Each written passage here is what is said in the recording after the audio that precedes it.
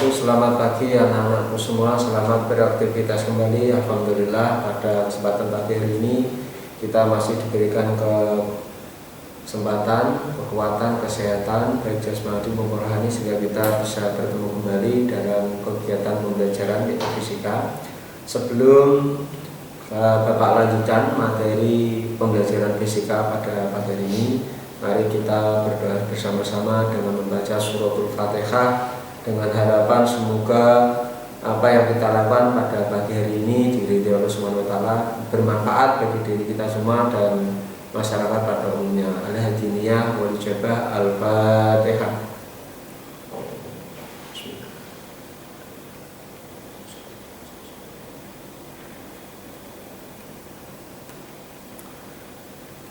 Terima kasih anak-anak. Pada pertemuan kemarin Bapak telah menjelaskan yaitu tentang besaran pokok dan besaran turunan, yang mana besaran-besaran itu pada mulanya juga ada yang namanya pengukuran. Besaran pokok ada 7 dan besaran turunan jumlahnya banyak sekali, yang kita pelajari kemarin ada sekitar 15 berapa, sampai pada dimensi dari besaran tersebut. Nah, setelah kita mempelajari dimensi, besaran pokok, besaran turunan, dan dimensi, maka pada pertemuan pagi hari ini Bapak akan menerangkan tentang pengukuran.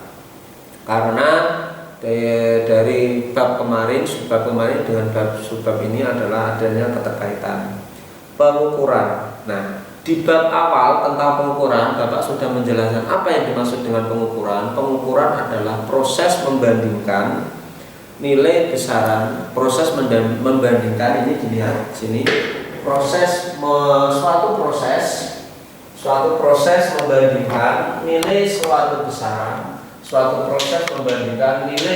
besaran, dengan beberapa nilai satuan besaran yang telah ditentukan. Artinya ketika membandingkan dua buah benda, yang mana satu benda itu satuannya telah ditentukan, satuan besaran ini.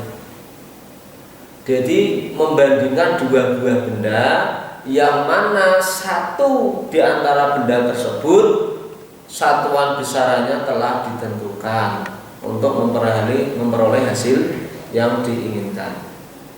Nah, hasil dari pengukuran itu akan akurat jika mengukur dengan alat ukur yang tepat. Dulu saat ini dengan dulu itu beda. Kalau dulu itu ada alat ukur tapi masih bersifat tradisional. Makanya dulu kemarin di bab kemarin saya terangkan ada satuan yang bersifat internasional, ada yang bersifat satuan CGS. CGS itu artinya adalah satuan yang hanya berlaku di daerah tersebut, baik itu yang bersifat tradisional maupun tidak. Dulu pengukuran ada, misalnya pengukuran yang tradisional misalnya jengkal, hasta, depok, kaki itu, tetapi tidak bisa diterima di daerah lain. Mengapa demikian? Ya, karena keakuratannya itu tidak bisa dipertanggungjawabkan. Sehingga pada saat zaman yang modern ini akhirnya ditentukan alat ukur yang bisa diterima di beberapa daerah, bahkan di negara-negara lain, sehingga disepor oleh suatu keputusan dinamakan satuan internasional. Nah, untuk memperoleh hasil pengukuran yang akurat, maka alat ukur yang harus kita pakai tepat. Karena setiap alat ukur itu memiliki skala tertentu. Arti skala tertentu itu memiliki aturan, memiliki keterbatasan, memiliki ketelitian yang berbeda-beda. Semakin kecil, semakin besar keakuratannya, artinya semakin besar angka ketidakpastiannya, keakuratannya maksudnya semakin besar keakuratannya, maka alat ukur itu semakin mendekati kebenaran. Jadi tingkat ketelitiannya tinggi, maka semakin benar pengukuran itu. Nah, karena setiap alat ukur memiliki skala tertentu, maka penggunaan jenis alat ukur ditentukan oleh beberapa faktor. Apa faktor-faktor yang mempengaruhi alat ukur? Satu, ketelitian hasil ukur yang diinginkan. Jadi faktor yang menentukan itu ada 3. 1, ketelitian hasil ukur yang diinginkan. 2, ukuran besaran yang diukur. Yang ketiga, bentuk benda yang diukur. Jadi ada 3. Besaran ukuran yang diinginkan, pakai besaran apa? Sentimeter, meter, kilometer itu kalau panjang. Kalau berat bisa pakai kilometer, kilogram, hektogram, gram, miligram, dan sebagainya. Kalau luas, jelas pakai meter persegi. Nah, kemudian ukuran besaran yang diukur. Ukuran besaran itu berarti alat yang akan diukur. Alat ini juga nanti akan menentukan besaran yang akan dipakai. Satu contoh, ya, sebagai contoh, ketika kita mengukur panjang meja atau panjang papan tulis, maka alat yang digunakan untuk mengukur apa? Ya berarti kalau tidak meteran, ya pakai penggaris. Kalau tidak pakai meteran, penggaris atau meteran roll untuk mengukur panjang papan tulis ini. Tapi kalau digunakan untuk mengukur panjangnya jalan, ya kita pakainya roll meter yang panjang dengan menggunakan satuannya kilometer. Kalau panjang papan tulis ini kita menggunakan satuan sentimeter. Kalau mengukur panjang jalan atau luas lapangan sepak bola, ya kita memakai meteran roll dengan ukurannya adalah meter. Kalau panjang jalan pakai ukurannya adalah kilometer. Jadi disesuaikan dengan bendanya. Kalau bendanya kecil, ya berarti kita pakainya alat ukur yang kecil dengan menggunakan satuan yang kecil. Kalau bendanya besar, ya kita pakai alat ukur yang menggunakan satuan yang besar. Kemudian yang ketiga, bentuk benda yang akan diukur. Bentuknya ini juga berpengaruh. Bentuknya gimana? Bulat, panjang atau pipih atau bagaimana? Karena ini juga menentukan nanti alat yang digunakan mengukur. Satu contoh misalnya, kalau mengukur ketebalan buku, ya tidak mungkin kita menggunakan penggaris. Apa alat yang digunakan? Paling tidak ya pikometer skrup. Pikometer skrup ini, atau menggunakan jangkau sorong. Itu kalau untuk mengukur ketebalan buku. Tapi kalau untuk mengukur ketebalan kayu, ya beda lagi. Kita bisa menggunakan meteran atau rollmeter. Jadi sekali lagi, untuk menentukan hasil pengukuran yang optimal, maka ada 3 faktor. Sekali lagi, untuk memperoleh hasil yang maksimal dalam pengukuran, ada 3 faktor yang mempengaruhi. Yang pertama adalah ukuran yang diinginkan, hasil ukuran yang diinginkan, ketelitian hasil ukuran yang digunakan, dari bentuk alat ukurnya apa. Yang kedua, ukuran besaran yang diukur, benda yang akan diukur besarnya seberapa. Yang ketiga, bentuk benda yang akan diukur. Nah, semakin kecil skala yang digunakan, maka semakin teliti hasil yang diperoleh. Artinya semakin tinggi ketelitiannya, itu berarti pengukuran itu semakin mendekati kebenaran. Nah, di sini kemudian alat ukur. Dari beberapa macam alat ukur itu dibagi, ada alat ukur panjang, alat ukur massa, alat ukur waktu.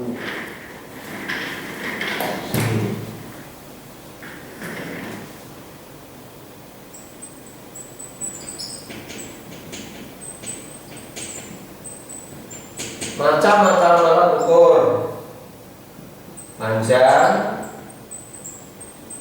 massa,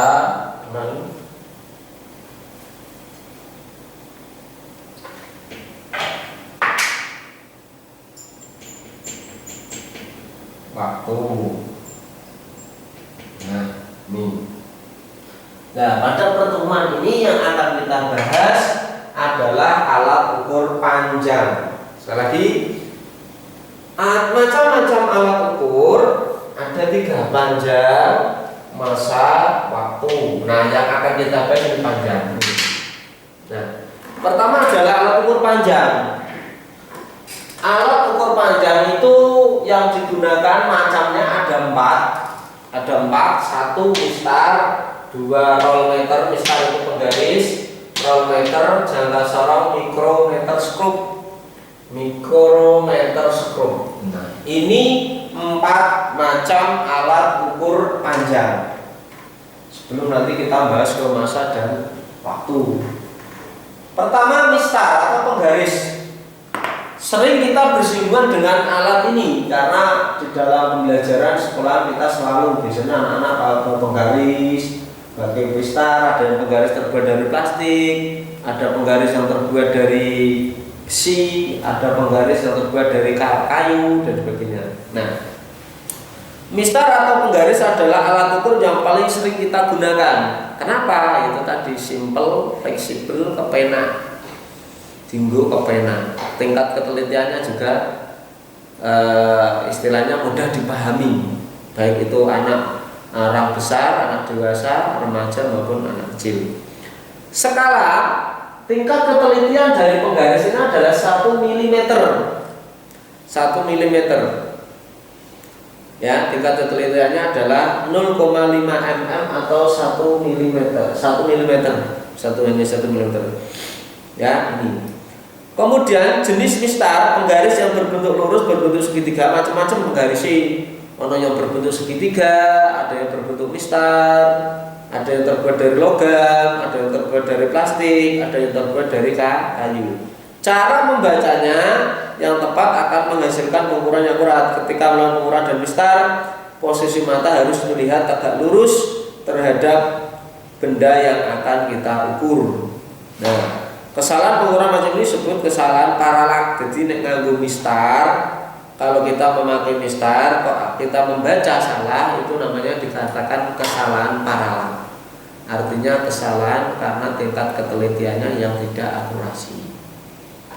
Yang kedua, rollmeter atau meter close. Ini biasanya digunakan untuk pengukuran yang panjang-panjang ini. Rollmeter ini merupakan alat ukur panjang yang biasanya terbuat dari plastik atau pelat besi. Panjang rollmeter mencapai 25 sampai 50 meter. Biasanya digunakan untuk mengukur panjang lapangan sepak bola, panjang lapangan bola voli, panjang lapangan bola basket seperti itu. Dengan ketelitian pengukuran adalah 0,5 mm. Ini bisa dilihat 0,5 mm. Nih. Yang ketiga adalah jangka sorong. Jangka sorong ini pertama kali ditemukan oleh seorang ahli teknik berkebangsaan Prancis yang bernama Pierre Wirni. Ya, jangka sorong adalah alat ukur panjang mempunyai batas ukuran sampai 10 cm dengan ketelitiannya adalah 0,1 mm. Bentuk jangka sorong itu kayak ini, kayak kunci Inggris. Nah, kunci Inggris itu termasuk jangka sorong yang dipakai di jenis para tukang sepeda atau tukang sepeda motor atau apa itu. Bisa terutama kebanyakan di tukang sepeda motor, di tukang sepeda ontel gitu. Nah, itu ada kayak kunci Inggris seperti ini bentuknya.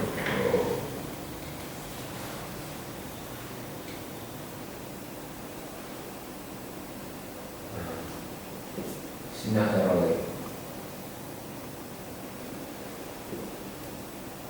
ukurannya. Itu seperti itu. Tingkat telitiannya adalah 0,1 mm. Berarti ini ketelitiannya lebih tinggi daripada rollmeter. Kemudian yang keempat adalah mikrometer skrup. Mikrometer skrup ini adalah merupakan alat ukur dengan ketelitian yang paling tinggi, sehingga itu ketelitiannya adalah 0,01 mm. Sehingga ini dari keempat alat ukur mistar, roll meter, jangka sorong mikrometer. Kalau ada pertanyaan, dari keempat alat ukur panjang, yang memiliki ketelitian paling tinggi adalah mikrometer skrup, yaitu dengan ketelitian 0,01 mm. Tuh. Kemudian yang kedua adalah alat ukur massa. Alat ukur massa, banyak sudah alat ukur massa. Alat ukur massa ini meliputi neraca haus, neraca analisis, neraca digital, dan neraca lengan gantung. Jadi alat untuk mengukur ini massa, ada neraca haus, neraca digital. Saya tuliskan.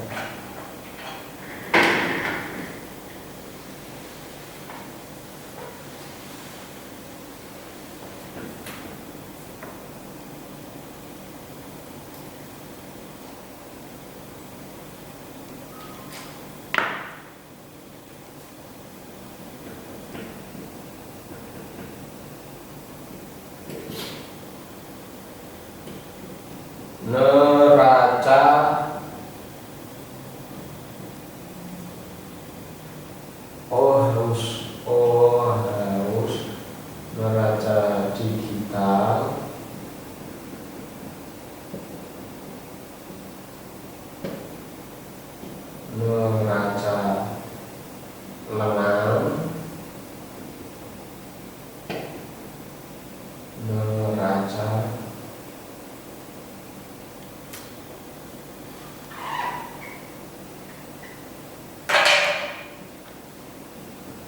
gantung. Nah, ini neraca digital, neraca haus, neraca digital, neraca lengan, neraca. Nah, ini analitis lah.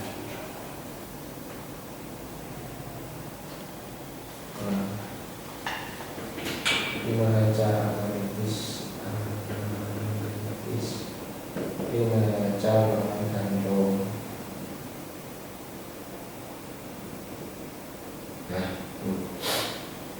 ini alat ukur massa ada 4, neraca haus, yaitu untuk mengukur massa benda atau logam. Ya, neraca haus ini pertama untuk mengukur benda, massa benda atau logam. Batas ketelitiannya adalah 0,1 mg. 0,1 gram. Kemudian neraca analitis, dua lengan, neraca ini mengukur benda massa, emas, batu, guna untuk mengemas batu dan sebagainya, itu dengan ketelitian juga sama 0,1 mg, 0,1 gram. Yang ketiga adalah neraca digital. Neraca digital ini untuk mengukur hasil langsung ditunjukkan dengan pecah, jadi bentuk menimpa, dengan ketelitiannya sangat berbeda, 0,001 gram. Sedangkan yang terakhir neraca lengan gantung ini menggeser beban berat, jadi tidak ada ketelitiannya. Ini alat ukur massa. Alat ukur massa. Ya, alat ukur massa. Kemudian yang ketiga nanti alat ukur waktu. Waktu itu ada jam, stopwatch, jam atom dan sebagainya. Nanti kita lanjutkan untuk pertemuan yang kedua. Itu dulu. Jadi pada pertemuan pada hari ini kita akan membahas pengukuran, meliputi pengukuran panjang, meliputi pengukuran massa, ya, massa. Kemudian besok ada waktu, kemudian alat ukur kuat arus dan pengukuran alat suhu. Ya, ini yang metode 2 ini. Ini ada kuat arus dan ada lagi nanti suhu. Nah, besok yang kita bahas adalah waktu, kuat arus dan suhu, ya. Itu yang saya sampaikan pada pertemuan pagi hari ini untuk anak-anak semua. Kurang lebihnya saya maaf. Wabillahi taufiq wal hidayah. Wassalamualaikum warahmatullahi wabarakatuh.